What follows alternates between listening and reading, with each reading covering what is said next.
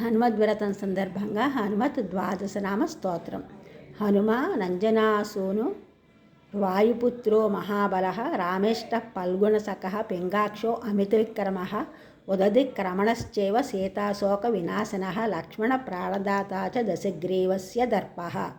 ద్వాదశైతాన్నామాని కపీంద్రస్య మహాత్మనః స్వాపకాలే పఠేన్నిత్యం యాత్రాకాలే విశేషతః తస్య మృత్యుభయన్నాస్తి సర్వత్ర విజయీ భవేత్. ఇవి ద్వాదశ నామాలు. ఇవి చదువుకోవడం ఈ హనుమద్వ్రతం సందర్భంగా అందరికీ మంచిది.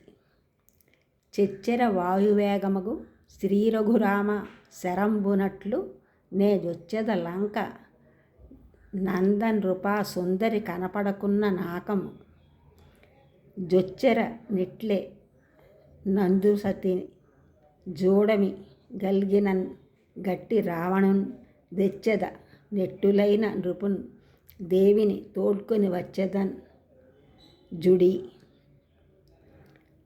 హనుమంతుల వారు వానరసేనతో చెప్పారు, మిత్రులారా, వాయువేగముగు రామచంద్రమూర్తి బాణమోలే లంకను ప్రవేశించదును. అచ్చట సీతాదేవి కనపడేదాయన ఇదే విధముగా స్వర్గమునకు పోయేదను. అక్కడ సీతాదేవి కానరాకున్న రావణుని గట్టి తెచ్చేదను. ఏ విధముగానైనా సీతాదేవిని పిలుచుకుని వచ్చేదనని చెప్పారు. ఆ విధమైన దృఢ సంకల్పంతో పనులు చెయ్యాలనే ఒక సందేశాన్ని వానరులతో హనుమంతుల వారు చెప్పారు.